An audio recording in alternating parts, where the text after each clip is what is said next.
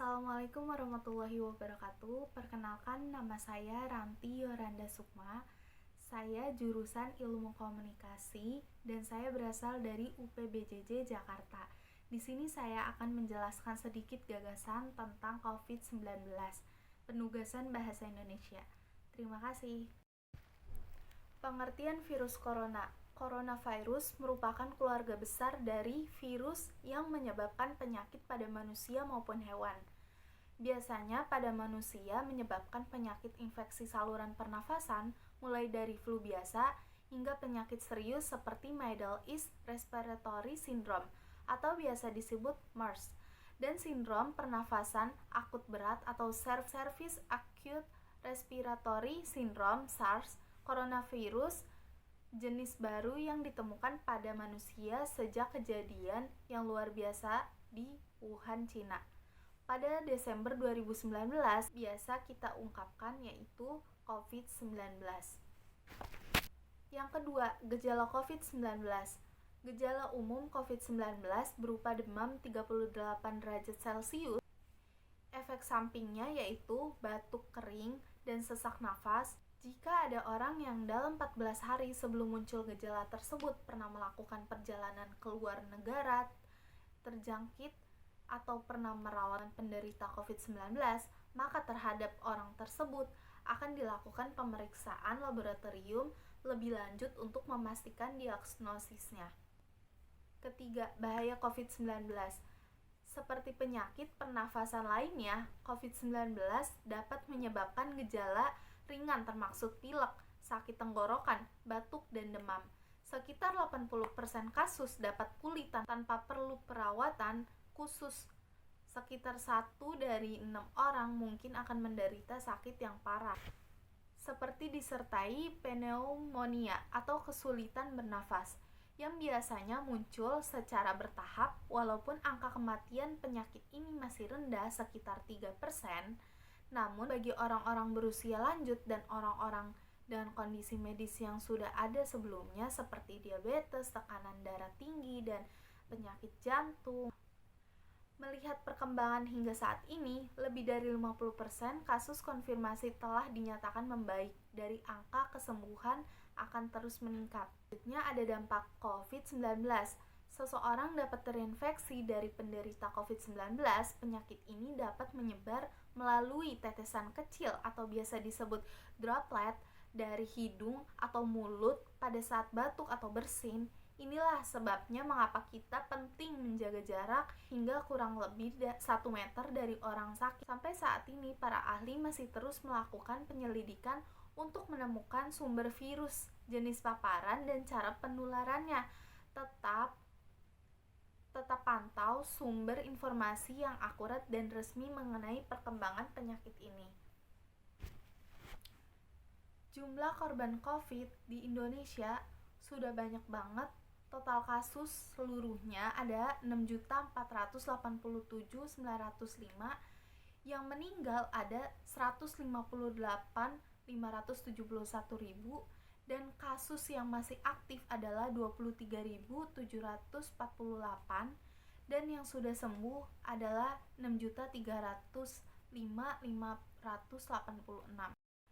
Ada beberapa dampak, yaitu studi dampak sosial, ekonomi pandemik, studi berskala nasional. Yang pertama, simulasi dampak pandemi COVID-19 terhadap tingkat kemiskinan di Indonesia, metodologi kuantitatif atau analisis data Susenas.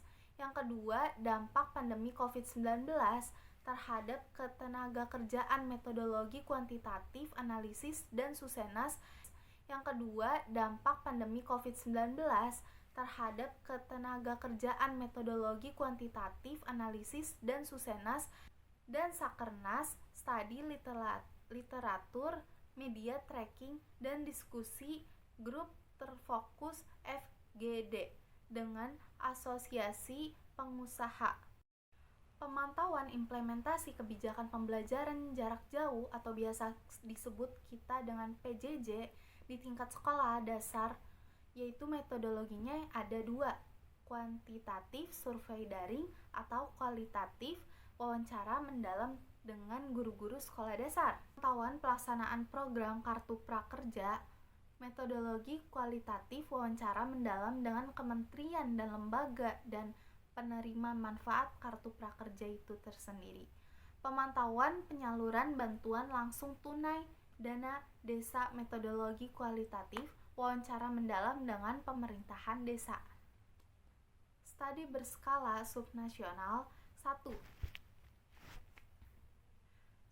Pemantauan respon kebijakan pemerintah pusat dan daerah. Metodologi analisis konten dari hasil media tracking. 2. Efektivitas pelaksanaan program perlindungan sosial, program Keluarga Harapan atau biasa kita singkat PKH, dan bantuan pangan non tunai atau biasa kita singkat BPNT. Dalam kerangka mitigasi dampak pandemi COVID-19, metodologi kualitatif wawancara mendalam dengan kementerian dan lembaga, pemerintahan daerah, pemerintahan desa, dan rumah tangga, pemantauan dalam pandemi COVID-19 terhadap pelayanan gizi dan kesehatan ibu dan anak. Metodologi yaitu ada kuantitatif analisis data-data sekunder fasilitas kesehatan, dan ada juga data kualitatif wawancara mendalam dengan kementerian dan lembaga pemerintahan daerah. Kementerian dan lembaga pemerintahan daerah menjabat rumah sakit dan ada juga menjadi kader desa. Ketahanan sosial dan budaya masyarakat prasejahtera selama pandemi COVID-19, metodologi kualitatif wawancara mendalam dengan komunitas lokal dan migran. Dan bagi dunia pendidikan, yang pertama itu penguasaan teknologi yang masih rendah. Harus diakui bahwa tidak semua guru bisa teknologi, terutama guru generasi X, lahir yang di 90-an atau 80-an ke bawah yang masih bingung akan teknologi, belum begitu mengerti. Sebenarnya mereka bukan tidak mau atau tidak mau belajar, tapi karena prinsipnya guru adalah manusia, pembelajaran yang harus selalu siap menghadapi perubahan zaman sekaligus mengikuti perkembangannya. Keadaan hampir sama juga dialami oleh para siswa. Tidak semua sudah terbiasa menggunakan teknologi dalam kehidupan sehari-hari, namun di sekolah pun mereka harus rebutan dalam menggunakan perangkat teknologi pendukung pembelajaran karena keterbatasan dan saran yang dimiliki oleh sekolah atau madrasah. Mereka tidak dikenalkan teknologi dalam pembelajaran. Dan kedua, keterbatasan sarana dan prasarana. Kepemilikan perangkat penduduk teknologi juga menjadi masalah tersendiri. Bukan rahasia umum bahwa kesejahteraan guru masih sangat rendah. Jadi jangankan untuk memenuhi hal-hal tersebut, untuk memenuhi kebutuhan pokok keluarganya saja masih banyak guru yang kesulitan. Hal yang sama pun terjadi pada siswa, karena tidak semua orang tua memiliki dan mampu memberikan fasilitas untuk anak-anaknya. Bahkan walaupun mereka mempunyai fasilitas, namun tidak digunakan untuk media pendukung pembelajaran karena kawan dalam membimbing anaknya untuk manfaatan teknologi dalam pembelajaran. Ketiga, jaringan internet. Jaringan internet pembelajaran daring tidak bisa lepas dari penggunaan jaringan internet.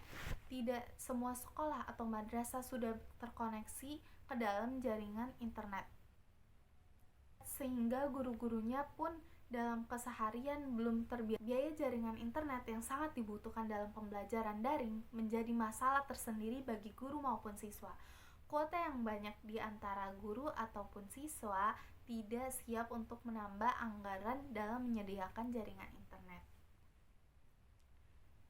Kuota yang dibeli untuk kebutuhan internet menjadi menjolak dan banyak di antara guru juga dan orang tua siswa yang tidak siap untuk menambahkan anggaran dalam menyediakan cara internet. Dan yang keenam, ada cara mencegah COVID-19. Yang pertama, vaksin 3 dosis.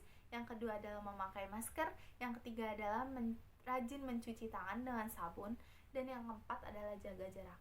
Terima kasih, mungkin itu saja paparan gagasan dari saya. Kurang lebihnya mohon maaf. Wassalamualaikum warahmatullahi wabarakatuh.